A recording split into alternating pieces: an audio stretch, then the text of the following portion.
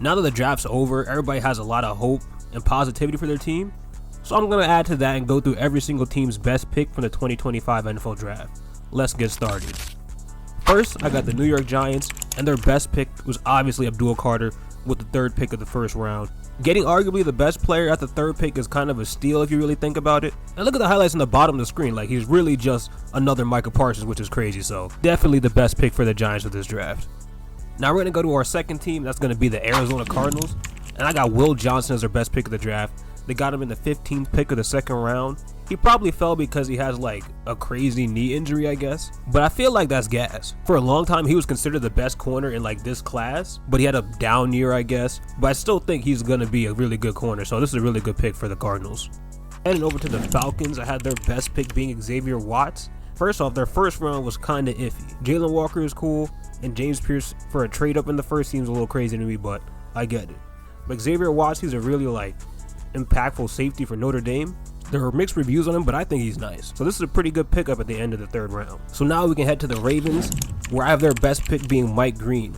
He was projected to be a top 20 pick in a lot of drafts, and if you watch him play, he's definitely a pass rush connoisseur, and definitely plays with a certain like fire and tenacity that I feel like aligns with the Ravens culture a lot. Plus the Ravens are probably the best to keep him in line. So at the end of the second round, this is a great pick. The next thing we're going to go through is the Bills. Now their best draft pick I said was in the first round with Maxwell Hairston.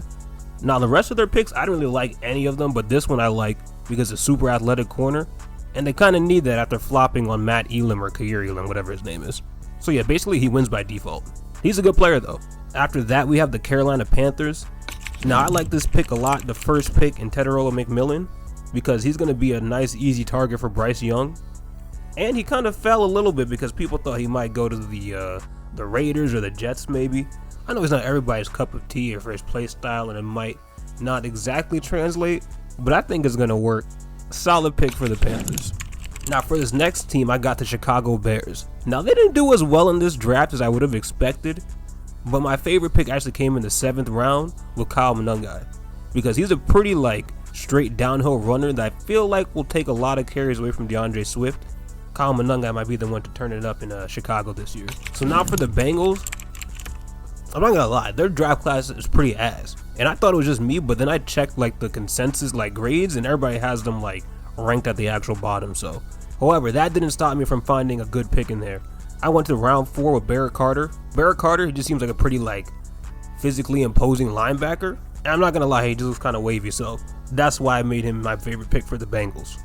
Now for the Browns is also kind of tough because like obviously there's some type of weird stuff going on, but just like sheer talent versus like value, we have to give it to the SHEDEUR Sanders pick. Attitude problems aside or whatever's going on there, getting like at least a second round quarterback in the 5th round is pretty crazy, so I'm going to make that the best pick for the Browns. Looking at this pick actually made me mad because I'm a Giants fan, but for the Cowboys' best pick, they got Siobhan Revell in the 3rd round. Siobhan Revell is like basically like a athletic, rangy corner. Think about like a athletic Sauce Gardner type.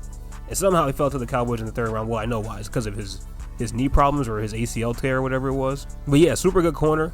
It's annoying he got to the Cowboys, but it is what it is. And that's a good pick. Now, this was an easy selection for the Broncos, for me at least. Their best pick was in the 2nd round with RJ Harvey. I thought that was a pretty good value, and I think it's like they were able to get a good corner in Jahdae Barrett in the 1st round, but they still were able to get a really good back in the 2nd round with RJ Harvey here. I know he's going to light it up on fantasy this year. Sean Payton loves the backs that he picks for himself. I think it's going to work really well. So I know a lot of ball, but I don't know all the ball in the world. But for the Lions pick, I had Tate Ratledge because none of the other picks really moved me that much. But he seems like a really good guard and seems like a good pickup in the 2nd round. Bolstering the interior offensive line is always pretty important, especially as like run heavy as the Lions are. So this is who I have as their best pick. Alright, y'all can tell me if I'm wrong, but I think the Packers draft was pretty mid. I'm not going to commit to it, but I think it was. That being said, I got their best pick being their 1st pick in Matthew Golden. This is because he was supposed to go top 15 in a lot of drafts, especially at 12 to the Cowboys, so one could say it was kind of lucky that he got past there and fell into their lap. With a team of like a bunch of wide receiver 2s, they may have possibly got another wide receiver too. Now with the Texans, this one was very simple because I was just going to pick whatever pick they use to address the O-line. Because they kind of decimated it over the offseason for some unknown reason. So getting Ariante Ursery here in the second round is probably going to be the best thing they need for their team. So this has to be their best pick. Like actually, like they need it. For like the actual safety of CJ Stroud. For the Colts, their best pick, I've got the pick in the first round with Tyler Warren.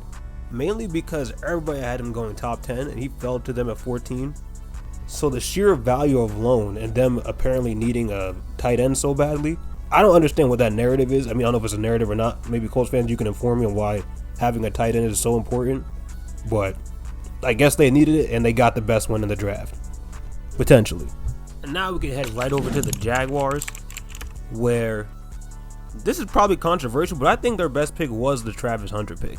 Now they gave up a lot for him, but I feel like they kind of needed like some juice on offense, just like some juice personality wise. So they just slapped their meat on the table and made a deal to get Travis Hunter. Personally, I respect it.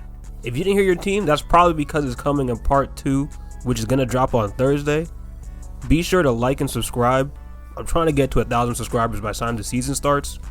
So if you can help me do that, I would really appreciate it. I drop videos every Monday and Thursday at 4:30 p.m. And if I don't, follow me on Twitter and then harass me. Hope y'all enjoyed this one. Peace.